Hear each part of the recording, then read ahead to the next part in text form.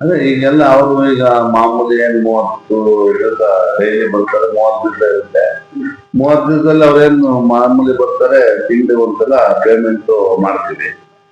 ಈಗ ಅವರಿಗೆ ಏನಾದ್ರು ಸಣ್ಣ ಪುಟ್ಟ ತೊಂದರೆ ಬಂದಾಗ ಅವಕ್ಕೆ ಏನಾದ್ರು ಬೇಕು ಅಂತಂದ್ರೆ ಇನ್ನೇನು ಬ್ಯಾಂಕಿಂದ ಅವ್ರಿಗೆ ಒಂದು ಇದಿರುತ್ತೆ. ಬ್ಯಾಂಕಲ್ಲಿ ಏನ್ ಅವ್ರಿಗೆ ಈಗ ಹಾಸ್ಪಿಟ್ಲು ಇದೆ ಆಗಲಿ, ಹಾಸ್ಪಿಟ್ಲ್ ಖರ್ಚಾಗಲಿ, ಇವೆಲ್ಲ ಸೌಲಭ್ಯಗಳು ಇರ್ತವೆ. ಸೌಲಭ್ಯ ತರ ಈಗ ನಮ್ಮ ಸೆಕ್ರೆಟರಿಗಳು ಇರ್ತಾರೆ. ಸೆಕ್ರೆಟರಿಗಳು ಅವರು ಏನು ಇದ ಮಾಡ್ಬೇಕು ಅದನ್ನ ಮಾಡ್ತಾರೆ. ಈಗ ನಾವು 12 ಜನ ಡೈರೆಕ್ಟ್ ಇರ್ತೀವಿ. ಡೈರೆಕ್ಟ್ ಆ ತಕ್ಷಣದಲ್ಲಿ ಕರೆಯಕ್ಕಾಗದೆ ಹೋದ್ರೆ ಅವ್ರು ಏನ್ ಮಾಡ್ಬೇಕು ಅದನ್ನ ಮಾಡ್ಬಿಟ್ಟು ಆಮೇಲೆ ಡೈರೆಕ್ಟ್ ಒಂದ್ ದಿವಸ ಮೀಟಿಂಗ್ ಕರೀತಾರೆ. ಈಗ ಹಿಂಗಾಗ್ಬಿಟ್ಟಿದೆ ಬನ್ನಿ ಅಂತ. ಕರೆದಾಗ ನಾವೇ ಮಾಡ್ತೀವಿ, ಆಯ್ತು ನಾವು ನಮಗೆ ವಿಚಾರ ತಿಳಿಸ್ತಾರೆ. ಅದರ ಏನಾರು ಆಧಾರ ಕೊಟ್ಟು ಇದ್ ಮಾಡಿದಿರ ಅಂತಂದ್ರೆ ನಾವು ಅವ್ರಿಗೆ ಅಪ್ಸೆಟ್ ಮಾಡ್ತೀವಿ. ಅವರು ಇದ್ ಮಾಡಿದ್ರ ಸರ್ ಅದು ತುಂಬಾ ಒಳ್ಳೇದು. ಯಾಕಂದ್ರೆ ಆ ತಕ್ಷಣ ನಮಗ್ ಗಾಯಕ್ಕಾಗಲ್ಲ, ತಕ್ಷಣ ನಮಗ್ ಗಾಯಕ ಆಗಲ್ವಲ್ಲ. ಅದರಿಂದ ನಾವು ಏನ್ ಮಾಡ್ತೀವಿ ಅಂತಂದ್ರೆ ಅವ್ರಿಗೆ ಏನಾರು ತೊಂದ್ರೆ ಈಗ ನಮ್ಮ ಇದ್ರಲ್ಲಿ ಏನಾರು ಆದ್ರೆ ನಾವಿನ್ ಮುಂದೆ ಆಕಸ್ಮಿಕವಾಗಿ ಈಗ ಏನಿದೆ ಅಂತಂದ್ರೆ ಏನಾದ್ರು ಈಗ ಅವ್ರ ಮಕ್ಕಳು ಯಾರಾದ್ರು ಇದ್ರೆ ಈಗ ಡೈರೆಕ್ಟ್ರು ಮಕ್ಕಳು ನೀವು ಹೇಳಿದ್ರಿ, ಆ ಡೈರೆಕ್ಟ್ರು ಮಕ್ಕಳೇ ಆಗ್ಲಿ ನಮ್ಮೂರ್ನಲ್ಲಿ ಒಳ್ಳೆ ವಿದ್ಯಾರ್ಥಿಗಳಿದ್ದು ಒಳ್ಳೆ ಪರ್ಸೆಂಟೇಜ್ ತೆಗೆದು ಇದ್ ಮಾಡಿದ್ರೆ ಅದಕ್ಕೆ ಏನಾದ್ರು ಇನ್ನು ಮುಂದೆ ನಾವು ಇಲ್ಲಿವರೆಗೂ ನಾವೀಗ ಈ ಕಟ್ಟಡ ಈಗ ರೀಸೆಂಟ್ ಆಗಿ ಕಟ್ಟಿದ್ದು ಅದೆಲ್ಲ ಇದಾಯ್ತು. ಅದಕ್ಕೋಸ್ಕರ ಇಲ್ಲಿಂದ ಮುಂದಕ್ಕೆ ನಾವು ಅದನ್ನ ಪ್ಲಾನ್ ಮಾಡ್ಬೇಕು ಅಂತ ಮಾಡಿದೀವಿ. ಇನ್ನು ಅದು ಇಲ್ಲಿವರೆಗೂ ಮಾಡಿಲ್ಲ, ಇನ್ ಮುಂದೆ ಮಾಡ್ತೀವಿ. ಯಾಕೆಂತಂದ್ರೆ ಅದು ಒಂದು ಒಬ್ಬರಿಗೆ ಮಾಡಿದ್ರೆ ಅದು ಮತ್ತೆ ನಿಲ್ಸಂಗಿಲ್ಲ. ಅದರಿಂದ ನಾವೀಗ ಏನ್ ಮಾಡ್ಬೇಕು ಅಂತ ಹೇಳಿ ಅದನ್ನ ಮೀಟಿಂಗ್ ಅಲ್ಲಿ ಇಟ್ಟು ಮಾತಾಡ್ತೀವಿ. ಅದರಲ್ಲೂ ಇನ್ನು ಜನರಲ್ ಬಾಡಿ ಮೀಟಿಂಗ್ ಅಲ್ಲಿ ಇಟ್ಟು ಮಾತಾಡ್ತೀವಿ. ಯಾಕಂದ್ರೆ ಎಲ್ಲ ಈಗ ಏನು ಒಂದ 2-3 ಸಾವಿರ ಜನ ಷೇರ್ದಾರ್ ಆ ಷೇರ್ದಾರರು ಸೇರ್ತಾರೆ ಜನರಲ್ ಬಾಡಿ ಮೀಟಿಂಗ್ ಅಲ್ಲಿ. ಈಗ ನಾವು ಅವರು ನಮ್ಮನ್ನ ಆರ್ಸ್ ಕಳ್ಸಿರ್ತಾರೆ.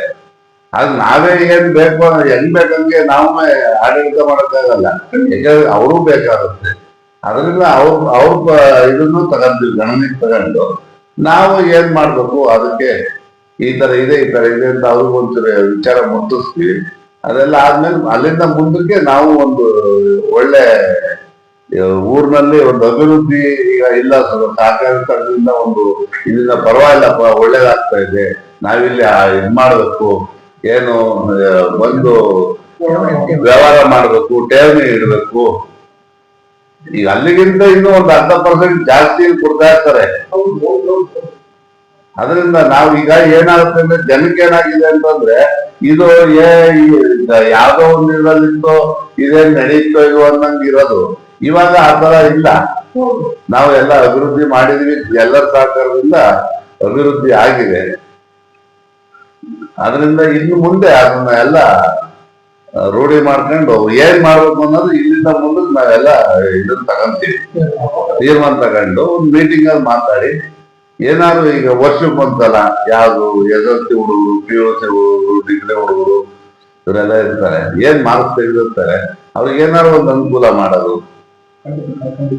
ಸಹಕಾರ ಮಾಡಿ ಇದ್ ಮಾಡ್ಬೇಕು ಅಂತ ಇದೀವಿ. ಇನ್ನು ಇಲ್ಲಿಂದ ಮುಂದಕ್ಕೆ ನೋಡೋಣ.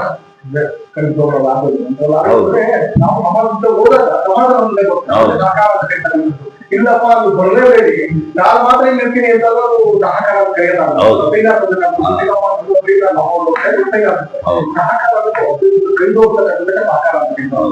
ಆ ಉದ್ದೇಶವನ್ನಿಗೆ ಬರುವ ದೇಶಪಾಯಿಗಳು ಮಾತಾಡಿತು. ಬಟ್ ಇವರ ಉದ್ದೇಶ ಬದಲಾಗಿರ್ಲಿ, ಕೃಷಿ ಬಂದು ಊರುಗಳ ಪರಿಣಾಮ ಆಗಿರೋದು ಬ್ಲಾಕ್ ಮನಿ ವೈಟ್ ಹಾಕಲಿಕ್ಕೆ ಸಾಕಷ್ಟು. ಆಮೇಲೆ ಈಗ ಏನಾಗಿದೆ ಗೊತ್ತದ, ಈಗ ನಾವು ಕೊಡ್ತಾ ಇರೋದು ಇಲ್ಲಿ ಅಲ್ಪಾವಧಿ, ಈಗ ಇದ್ರಲ್ಲಿ ಕೊಡೋದು ದೀರ್ಘಾವಧಿ. ನಾವು ಈಗ ಜನ ಏನ್ ತಿಳ್ಕೊಂಡಿದ್ದಾರೆ ಅಂತಂದ್ರೆ ಈ ಇದ್ರಲ್ಲಿ ಏನ್ ತಿಳ್ಕೊಂಡಿದ್ದಾರೆ ಅಂತಂದ್ರೆ ಅಲ್ಪಾವಧಿ ಅಂತಂದ್ರೆ ಅವರು ಈಗ ಬರ್ತಾರೆ, ನಮ್ದು 2 ಎಕರೆ ಇದನ್ನು ಇಷ್ಟು ಕೊಡಿ ಲೋನು ಅಂತ ಕೇಳ್ತಾರೆ. ಆದ್ರೆ ನಮ್ಮ ಸರ್ಕಾರದಲ್ಲಿರೋ ನಿಯಮ ಏನಿದೆ ಅಂತಂದ್ರೆ ನೀವು ಈಗ ಬಡತನದಲ್ಲಿರ್ತೀರೋ ಸಿರಿತನದಲ್ಲಿರ್ತೀರ ಅಂತ ಕೇಳಲ್ಲ. ನಿಮ್ಮ ಇಷ್ಟು ಒಂದು 2 ಎಕರೆ ಜಮೀನಿಗೆ ಎಷ್ಟು ಖರ್ಚಾಗ್ಬೋದು ಆ ವರ್ಷಕ್ಕೆ, ಅಂದ್ರೆ ನಿಮ್ಮ ಹತ್ರ ದುಡ್ಡಿರಲ್ಲ, ಬೆಳೆ ಈಗ ಗೊಬ್ಬರ ತಾಣಕ್ಕೆ ಆಗಲಿ ಬೀಜ ತಾಣಕ್ಕೆ ಆಗಲಿ ಯಾವ ಕಾರಣ ಅಂತ ಹೇಳಿ ಅವ್ರು ಏನ್ ಮಾಡಿದಾರೆ ಅಂದ್ರೆ ಅಲ್ಪಾವಧಿ ಅಂತಂದ್ರೆ ನಿಮಗೆ ಒಂದು 20,000 ಬೇಕಾಗ್ತದೆ, ಆ ಒಂದು 20-25 ಸಾವಿರ ಕೊಡ್ರಿ ಒಂದ್ 2 ಎಕರೆ ಜಮೀನಿ ಅಂತಾರೆ. ಇವರು ಜನ ಏನಂತಾರೆ ಅಂದ್ರೆ ಅವ್ರು ಬಂದು ಇಲ್ಲ ಸರ್ ನಾವ್ 2 ಎಕರೆ ಕೊಡ್ತಾ ಇರೋದು ಇದು ಬೇರೆ ನ್ಯಾಷನಲ್ ಬ್ಯಾಂಕ್ ಅಲ್ಲೆಲ್ಲ 2 ಲಕ್ಷ 3 ಲಕ್ಷ ಕೊಡ್ತಾರೆ ಆತರ ಕೇಳ್ತಾರೆ. ಅದರಿಂದ ನಾವೇನ್ ಮಾಡ್ಬೇಕು ಅಂದ್ರೆ ಜನಕ್ಕೆ ತಿಳುವಳಿಕೆ ಹೇಳಿ ಇದು ಸರಿ ಮಾಡ್ಬೇಕು. ಯಾಕಂದ್ರೆ ನೋಡಪ್ಪ ಈ ತರ ಇದೆ, ನಿಮ್ಮ ಆಯವೇ ಅತ್ಯವಸರನೇ 11 ತಿಂಗಳಿಗೆ ರಿನ್ಯೂವಲ್ ಅಂತ ಮಾಡ್ಬೇಕು. 11 ತಿಂಗಳಿಗೆ ರಿನ್ಯೂವಲ್. ಅದಕ್ಕೋಸ್ಕರ ಅವ್ರು ಹೇಳ್ತಿರ್ಕಂದ್ರೆ ಕೆಲವೊಂದ್ ಜನ ನಾವ್ ಅಲ್ಲಿ ಜಮೀನು ಇಟ್ಟಿದೀವಿ 1 ಎಕರೆಗೆ ಹೆಚ್ಚು 4 ಲಕ್ಷ ಕೊಟ್ಟಿದ್ದಾರೆ ಅಂತಾರೆ. ಅದು ಇದ್ರ ಲೆಕ್ಕಾಚಾರ ಆಗೋದು, ಕಮರ್ಷಿಯಲ್ ಆಯ್ತು. ನಮ್ದು ಇದ್ರ ಲೆಕ್ಕಾಚಾರ ಸಹಕಾರಿ ಸಂಘದಲ್ಲಿ ಕೊಡ್ತಾ ಇರೋದು ಅಂದ್ರೆ ಅವತ್ತಿನ ಇದಕ್ಕೋಸ್ಕರ ಕೊಡೋದು. ಇವರು ಅದನ್ನ ತಿಳ್ಕೊಂತಾರೆ. ಆದ್ರಿಂದ ಇವ್ರನ್ನ ಸ್ವಲ್ಪ ತಿಳುವಳಿಕೆ ಹೇಳಿ ಕೊಡ್ಬೇಕು ಅವ್ರಿಗೆ. ಇಲ್ಲ, ಅದು ಅಲ್ಲಿಂದ ಏನ್ ತರಬೇತಿಯಲ್ಲಿ ನಾವು ವಿಷಯ ತಿಳ್ಕೊಂಡ್ ಬಂದಿರ್ತೇವೆ ಅದನ್ನ ಕಾರ್ಯಕಾರಿ ಮಂಡಳಿಯಲ್ಲಿ ನಾವು ಅದನ್ನ ಮಂಡಿಸಿ ಆಮೇಲೆ ಅದನ್ನ ಜಾರಿ ತರೋದು ಅನುಷ್ಠಾನಗೊಳಿಸೋದಕ್ಕೆ ಪ್ರಯತ್ನ. ಡಿಸಿಸಿ ಬ್ಯಾಂಕು ಸೊಸೈಟಿಗೆ ಅವಿನಾಭಾವ ಸಂಬಂಧ ಇದೆ.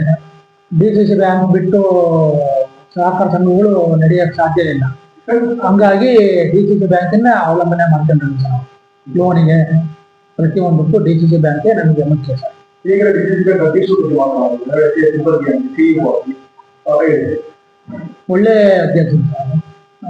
ಸೋಮನಹಳ್ಳಿ ನಾಗರಾಜ್ ಒಳ್ಳೆ ಅಧ್ಯಕ್ಷರಿದ್ದಾರೆ. ಬ್ಯಾಂಕನ್ನು ಉತ್ತಮ ರೀತಿಯಲ್ಲಿ ನಡೆಸ್ಕೊಂಡು ಹೋಗ್ತಾ ಇದ್ದಾರೆ. ಅದೇ ರೀತಿ ಸಹಕಾರ ಸಂಘಗಳನ್ನು ಸಹ ಉತ್ತಮವಾಗಿ ನಡೆಯೋದಕ್ಕೆ ಸಹಕರಿಸ್ತಾರೆ. ಹೊರಗಡೆ ಎಲ್ಲ ಈಗ ನಾವು ಕೆಸಿಸಿ ಕೃಷಿ ಸಾಲ ಕೊಟ್ಟಿದ್ದೀವಿ ನಮ್ಮ ಷೇರುದಾರರಿಗೆ. ಆ ರೈತರಿಂದ ನಾವೇನ್ ಮಾಡ್ತೀವಪ್ಪ ಅಂತಂದ್ರೆ 60 ರೂಪಾಯಿ ಪ್ರೀಮಿಯಂ ಅನ್ನು ಕಟ್ಸ್ತದೆ. ಪ್ರೀಮಿಯಂ ಅನ್ನ ಕಟ್ಸ್ತಂತ ಇದ್ರೆ ಇಲ್ಲಿ ಏನಾಗ್ತದಪ್ಪ ಅಂದ್ರೆ ಆಕಸ್ಮಿಕವಾದಂತ ಸಾವು. ಉದಾಹರಣೆಗೆ ಏನಾಗ್ತದಪ್ಪ ಅಂತಂದ್ರೆ ಈ ರೈತ ಹೊಲದಲ್ಲಿ ಏನೋ ಕೆಲಸ ಮಾಡ್ತಾ ಇರ್ತಾರೆ, ಅವಕಾಶ ಮತ್ತೊಂದೇನೋ ಆಯ್ತು, ಮತ್ತೆ ಅಪಘಾತಕ್ಕೆ ಸಂಬಂಧಪಟ್ಟಂತ ಏನಾದ್ರು ಇದ್ರೆ ಅದಕ್ಕೆ ಸಂಬಂಧಪಟ್ಟಂತೆ 60 ರೂಪಾಯಿನ ನಾವು ಠೇವಣಿಯನ್ನ ಕಟ್ಸ್ಕೊಂಡ್ರೆ ಅದರಿಂದ ಗೌರ್ಮೆಂಟ್ ಇಂದ ಏನ್ ಮಾಡ್ಬೇಕು ಅಂದ್ರೆ ನಾವು ಡಿಸಿಸಿ ಬ್ಯಾಂಕ್ ಅಲ್ಲಿ ಅಕೌಂಟ್ ಅನ್ನ ತೆರೆದಿದ್ದೀವಿ. ಏನು ನಮ್ಮ ಷೇರುದಾರಿದ್ದಾರೆ ಆ ಅಕೌಂಟಿಗೆ ನಾವು ಏನ್ ಮಾಡ್ತಪ್ಪ ಅಂದ್ರೆ ಆ ಹಣವನ್ನು ಪಾವತಿ ಮಾಡ್ತೀವಿ. ಅದರಿಂದ ಅದೇನಾಗ್ತಪ್ಪ ಅಂದ್ರೆ ಈಗ ಸದ್ಯದಲ್ಲಿ 2 ವರ್ಷದ ಒಳಗೆ ಚಾರ್ಜ್ ಇರುತ್ತೆ. 2 ವರ್ಷಕ್ಕೆ ಚಾರ್ಜ್ ಇರುತ್ತೆ. ನೆಕ್ಸ್ಟ್ ಅದನ್ನ ಏನ್ ಹೇಳ್ಬೋದು, ನೆಕ್ಸ್ಟ್ 2 ವರ್ಷದ ನಂತರ ನಾವು ರಿನ್ಯೂವಲ್ ಮಾಡ್ಲಿಕ್ಕೆ ಅವಕಾಶ ಈಗ ಅದನ್ನ ಅವಕಾಶ ಮಾಡಿದ್ರೆ ನೀವ್ ಹೇಳಿದ ರೀತಿಯಲ್ಲಿ ಮಾಡೋದ್ರಿಂದ ಇದು ಕೂಡ ರೈತರಿಗೆ ಅನುಕೂಲ ಆಗುತ್ತೆ. ಮತ್ತೆ ನಿಮಗೆ ಗೊತ್ತಿರಂಗೆ ಪ್ರಧಾನ ಮಂತ್ರಿ ಜೀವ ವಿಮಾ ಅದು ಇದೆ. 460 ರೂಪಾಯಿ ನಮ್ಮ ಡಿಸಿಸಿ ಬ್ಯಾಂಕ್ ಅಲ್ಲಿ 0 ಬ್ಯಾಲೆನ್ಸ್ ಅಕೌಂಟ್ ಅಂತ ಆಗಿದ್ದಾರೆ. ಅದರಲ್ಲೂ ಕೂಡ ನಮ್ಮ ರೈತರು ಆ ಸವಲತ್ತನ್ನು ಪಡ್ಕೋಬಹುದು. ಅದು ಕೂಡ ಈ ಅಪಘಾತದ ಇರಬಹುದು, ಇದಿರಬಹುದು, ಅಗಟಕ್ಕೆ ಮತ್ತೆ ಏನಿದೆ ಅದನ್ನ ಮಾಡೋದ್ರಿಂದ ಕಡಿಮೆ ವಿಮಾ ಕಂತಿನಲ್ಲಿ 2 ಲಕ್ಷದಿಂದ 4 ಲಕ್ಷವರೆಗೂ ಕೂಡ ಏನ್ ಮಾಡಿದ್ರಪ್ಪ ಅಂತಂದ್ರೆ ಆ ಒಂದು ವಿಮಾ ಹಣವನ್ನು ಪಡೆಯಲಿಕ್ಕೆ ಅವಕಾಶ ಇದೆ. ಅದನ್ನ ನಾವು ತಿಳಿಸ್ತಾನೆ ಇರ್ತೀವಿ. ನಮ್ಮ ಕೃಷಿಗೆ ಕೆಸಿಸಿ ಗೊತ್ತಾಗಿದೆ ಎಲ್ಲಾ ರೈತರು ಅಕೌಂಟಿಗೂ ಕೂಡ ನಾವು ಪ್ರತಿಯೊಬ್ಬರಿಗೂ ಈ ಒಂದು ಏನ್ ಪಾಲಿಸಿ ಅದನ್ನು ಮಾಡ್ತಿದ್ವಿ. ನಮ್ಮ ಸಿಒ ಸರ್ಗೂ ಹೇಳಿದ್ವಿ. ಈಗ ಮನ್ಮನೆಗಳು ಮತ್ತೆ ಅದನ್ನ ರಿಸರ್ವ್ ಮಾಡ್ತಾ ಇದ್ವಿ. ಮುಂಚೆ ಇತ್ತು, ಮತ್ತೆ ಈಗ ಮತ್ತೆ ಕಂಟಿನ್ಯೂ ಮಾಡಕ್ ಹೇಳಿದರೆ ಪ್ರತಿಯೊಂದು ಷೇರುದಾರರು ಕೂಡ ಮಾಡಿದ್ವಿ. ಸರಿ, ಏನಂತಪ್ಪ ಅಂತಂದ್ರೆ ರೈತರು ನಾವು ಏನ್ ಕೆಸಿಸಿ ಸಾಲ ಮತ್ತು ಒಂದು ಸಾಮಾನ್ಯವಾಗಿ ನಾವು ಮಾಡದೇ ಕೃಷಿಯಿಂದ ಇರೋದು. ಈಗ ಒಂದು ನಾವು ಜೀವನ ನಡೆಸ್ಕೊಂಡು ಹೋಗ್ತಾ ಇರ್ತೀವಿ. ಅನೇಕ ಮಹಿಳೆಯರನ್ನು ನಾವು ದಾಟ್ಕೊಂಡು ಜೀವನ ನಡೆಸ್ಕೊಂಡು ಹೋಗ್ತಾ ಇರ್ತೀವಿ. ಬಟ್ ಏನಾಗ್ತದಪ್ಪ ಅಂದ್ರೆ ಸಮಸ್ಯೆಗಳು ಇದ್ದೇ ಇರುತ್ತೆ, ಅದಕ್ಕೆ ಪರಿಹಾರ ಇದ್ದೇ ಇರುತ್ತೆ. ಅದನ್ನು ನಾವೇನ್ ಮಾಡ್ಬೇಕಪ್ಪ ಅಂತಂದ್ರೆ ನಾವು ಈಗ ಉದಾಹರಣೆಗೆ ನಮ್ಮ ಸೊಸೈಟಿಯಿಂದ ಕೊಡೋದಾದ್ರೆ 50,000 ರೂಪಾಯಿ ಕೊಟ್ಟಿರ್ತೀವಿ. ನಾವು ಯಾವ ಕಾರ್ಯಕ್ಕೆ ಆ 50,000 ಬಳಸ್ಕೊತೀವಿ. ಕೃಷಿ ಕಾರ್ಯಕ್ಕೆ ಅಂತಂದ್ರೆ ನಾವು ಕೃಷಿ ಕಾರ್ಯಕ್ಕೆ ಬಳಸ್ಕೊಬೇಕು. ಅದನ್ನ ಬಿಟ್ಟು ನಾವು ಇದಂತಂದ್ರೆ ಅದನ್ನೇ ಸ್ವಲ್ಪ ಬಡ್ಡಿಯಲ್ಲಿ ಮಕ್ಕಳ ಎಜುಕೇಶನ್ ಯಾಕಪ್ಪ ಅಂತಂದ್ರೆ ಎಲ್ಲದೂ ಕೂಡ ನಾವು ವಿವೇಚನಾಪೂರ್ವಕವಾಗಿ ಮಾಡ್ಬೇಕು. ಹಂಗ್ ಮಾಡಿದಾಗ ಮಾತ್ರ ನಾವ್ ಏನಾಗ್ತದಪ್ಪ ಅಂದ್ರೆ ಸದುಪಯೋಗ ಆಗುತ್ತೆ. ಅದನ್ನ ಬಿಟ್ಬಿಟ್ಟು ನಾವ್ ಯಾವ್ದೋ ಮೋಜ ಮುಗಿಸಿರೋ ಮತ್ತೊಂದು ಏನೋ ಬಳಸ್ತಂತ ಹೋದಾಗ ಏನಾಗ್ತದಪ್ಪ ಅಂತಂದ್ರೆ ಈಗ ನಾವು ಕೃಷಿ ಅಭಿವೃದ್ಧಿಗೆ ಅಂತ ತಗೊಂಡ್ಬಿಟ್ಟು ಅದನ್ನ ಬಿಟ್ಟು ನಾವು ಮನೆ ಕಟ್ಟಬೇಕು ಮತ್ತೊಂದು ಯಾವುದೋ ನಮಗೆ ಫಸ್ಟ್ ಅನೇಕ ವಿಧಾನಗಳು ಇರ್ತವೆ. ಅದ್ರಲ್ಲಿ ನಮ್ಗೆ ಎಸೆನ್ಷಿಯಲ್ ಯಾವ್ದಕ್ಕೂ ಬಂಡವಾಳವನ್ನು ತೊಡಗಿಸ್ಬೇಕು ಅನ್ನೋ ಒಂದು ಕಾನ್ಸೆಪ್ಟ್ ಇರುತ್ತೆ. ಆ ಕಾನ್ಸೆಪ್ಟ್ ಇಟ್ಕೊಂಡ್ರೆ ನೀವ್ ಹೇಳಿದ ಸಮಸ್ಯೆಗಳು ಯಾವುದೇ ರೀತಿ ಬರಲ್ಲ, ಇರುತ್ತೆ. ನಾನಾನು ಸಮಸ್ಯೆಗಳು ಇದ್ದಾಗ ಏನಾಗ್ತದಪ್ಪ ಅಂತಂದ್ರೆ ನಾವು ಲೋನ್ ಅನ್ನು ತಗೊಂಡಾಗ ಯಾವ್ದಕ್ಕೆ ನಾವು ಬಳಸ್ತೀವಿ ಅದರಿಂದ ನಾವ್ ಏನ್ ಮಾಡ್ಬೇಕು ಅಂದ್ರೆ ಆದಾಯ ಪಡೆಯುವ ರೀತಿ ಇರ್ತದೆ. ನಾವು ಬಂಡವಾಳ ತಗೊಂಡು ಎಲ್ಲೋ ಹಾಕ್ಬೇಕು ಅದರಿಂದ ಆಗುತ್ತೆ ನಷ್ಟ ಆದಾಗ ಬಂದ್ರೆ ನಮಗೆ ಗೊತ್ತು ಮನುಷ್ಯ ಹುಟ್ಟಿನಿಂದ ಹಿಡ್ಕೊಂಡು ಸಾಯೋವರೆಗೂ ಕೂಡ ಖರ್ಚೆ. ಈಗ ಮಗು ಹುಟ್ಟಿದ್ರು ಅಂತಂದೇಳಿ ನಾಮಕರಣಕ್ಕೆ ಖರ್ಚು ಮಾಡ್ತೀವಿ, ನೆಕ್ಸ್ಟ್ ದೊಡ್ಡವರು ಆ ತರಕ್ಕೆ ಮದುವೆ ಈ ರೀತಿ ನಾವು ಸಾಲ ಮಾಡ್ಕೊಂಡು ಹೋಗ್ತಾನೆ ಇರ್ತೀವಿ ಹೊರತು ಅದನ್ನ ಬಿಟ್ಟು ಬೇರೆ ಇನ್ನೇನಿಲ್ಲ. ಹಂಗಿದ್ದಾಗ ಅರ್ಥನೇ ಇರುತ್ತೆ. ಅದನ್ನ ನಾವ್ ಏನ್ ಮಾಡ್ಕೊಂಡ್ ಬಂದ್ರೆ ಯೋಜನಾ ಮಾಡ್ಕೊಂಡ್ರೆ ಮಾತ್ರ ಆದಾಯ ಬರೋ ರೀತಿ ಇದ್ದಾಗ ನಮ್ ಸಹಕಾರ ಸಂಘನೂ ಅಭಿವೃದ್ಧಿ ಆಗುತ್ತೆ, ನಮ್ ರೈತರು ಒಬ್ರಿಗೊಬ್ರು ಕೂಡ ಏನಾಗ್ಬೇಕು ಅಂತಂದ್ರೆ ಮಾಡ್ತೀವಿ. ಮತ್ತೆ ಒಬ್ರಿಗೊಬ್ರು ಸಹಕಾರ ಇರ್ಬೇಕು. ನಮ್ ಸಹಕಾರ ಕಾನ್ಸೆಪ್ಟ್ ಆಗಿ ಮುಂಚಿತ ಅವ್ರು ಏನ್ ಮಾಡಿದಾರಪ್ಪ ಅಂತಂದ್ರೆ ಸಹಕಾರ ಕಾನ್ಸೆಪ್ಟ್ ಅಂತಂದ್ರೆ ಒಬ್ರಿಗೊಬ್ರು ಅನುಸರಣೆ ಮಾಡ್ಕೊಳ್ತಾ ಹೋದಾಗ ಏನಾಗ್ತಪ್ಪ ಅಂದ್ರೆ ಕಡಿಮೆ ಖರ್ಚು. ಈಗ ಏನಾಗ್ತದಪ್ಪ ಅಂತಂದ್ರೆ ಒಂದು ಆಧುನಿಕ ಯಂತ್ರೋಪಕರಣಗಳನ್ನ ನಾವು ಕೊಂಡ್ಕೋಬೇಕು ಅಂತಂದ್ರೆ ಲಕ್ಷಾಂತರ ಬಂಡವಾಳ ಆಗ್ಬೇಕು. ಅವಾಗ ಏನ್ ಮಾಡ್ತಿದ್ವಪ್ಪ ಅಂತಂದ್ರೆ ನಮ್ಮ ಅಧ್ಯಕ್ಷ ಮನೆಗೆ ನಾವ್ ಬೇಕು ಅಂತ ನಾವು 5 ಜನ ಕೆಲಸ ಮಾಡ್ತಿದ್ವಿ, ಅವ್ರು ಬಂದು ನಮಗೆ ಕೆಲಸ ಮಾಡೋರು 10 ಜನ ಆಗ್ತಿದ್ವಿ. ಈಗ ಏನಾಗ್ತದಪ್ಪ ಅಂತಂದ್ರೆ ಮಾನವ ಶ್ರಮನ ಬಳಕೆ ಮಾಡ್ಕೊಳ್ತಿರೋದ ಕಡಿಮೆ, ಮತ್ತೆ ಕೂಲಿ ಕೆಲಸ ಮಾಡ್ಕೊಳ್ತಿರೋದು ಕೂಡ ಕಡಿಮೆ. ಈಗ ಒಂದು ಕೂಲಿ ಕೆಲಸ ಕರಿಬೇಕು ಅಂತಂದ್ರೆ ಆಗ್ತಾನೆ ಇಲ್ಲ, ಆ ರೀತಿ ಪರಿಸ್ಥಿತಿ ಬಂದವರು. ಹಂಗಿದ್ದಾಗ ವಿವೇಚನೆಯಿಂದ ಮಾಡಿದ್ರೆ ಮಾತ್ರ ಆ ರೀತಿಯಾದ ಆತ್ಮಹತ್ಯೆ ಮಾಡ್ಕೊಂಡು ಏನಕ್ಕೆ ಎಸೆನ್ಷಿಯಲ್ ಬಳಸ್ಕೊಂತೀವಿ ಆ ಹಣನ ಅದನ್ನ ಬಳಸ್ಕೊಂಡ್ರೆ ಮಾತ್ರ ಯಾವುದೇ ತರದ ಆತ್ಮಹತ್ಯೆ ಸಂಭವಿಸಲ್ಲ. ನಮ್ಮ ಸರ್ಕಾರಗಳು ಕೂಡ ಏನ್ ಮಾಡ್ಬೇಕಾಗಪ್ಪ ಅಂದ್ರೆ ಈ ತರದ ಒಂದು ಪರಿಸ್ಥಿತಿಗಳನ್ನ ಆದಷ್ಟು ಕೃಷಿ ಉತ್ತೇಜನಕಾರಿ ಮಾಡುವಂತದ್ದು. ಸುಮ್ಮನೆ ಏನಾಗ್ತದಪ್ಪ ಅಂತಂದ್ರೆ ಯಾವುದೋ ಒಂದು ಅನುಕೂಲವನ್ನ ಕೊಡ್ತಾರೆ, ಬಿಟ್ಟು ನಮ್ಮ ಜನ ಬೇರೆ ರೀತಿ ಬಳಸ್ತಾರೆ. ಅದನ್ನು ನಾವು ವಿವೇಚನಾಪೂರ್ವಕವಾಗಿ ಬಳಸ್ಕೊಂಡ್ರೆ ಯಾವುದೇ ಒಂದು ಯೋಜನೆ ಆದ್ರೂ ಕೂಡ ನಾವು ಅನುಕೂಲ ರೀತಿ ಬಳಸಿದ್ರೆ ಮಾತ್ರ ನಮ್ಮ ಸರ್ಕಾರದ ಹಣವನ್ನು ನಮ್ಮನ್ನ ಉಳಿಸ್ಕೊಂಡ. ಈಗ ಯಾವ್ದೋ ಒಂದು ಯೋಜನೆ ಕೊಟ್ಟಿದ್ರೆ ಅದನ್ನ ನಾವು ಯಾವ ರೀತಿ ಬಳಸ್ತೀವಿ ಅವಾಗ ಸರ್ಕಾರಕ್ಕೂ ಏನಾಗ್ತದಪ್ಪ ಅಂತಂದ್ರೆ ಅನುಕೂಲ ಆಗುತ್ತೆ. ಅವರು ಲಕ್ಷಾಂತರ ಜನಕ್ಕೆ ಅನುಕೂಲ ಆಗಲಿದ್ರೆ ಮಾಡಿರ್ತಾರೆ. ಬಟ್ ನಾವ್ ಯಾವ ರೀತಿ ವಿವೇಚನಾಪೂರ್ವಕವಾಗಿ ಬಳಸ್ತೀವಿ ಅನ್ನೋದೇ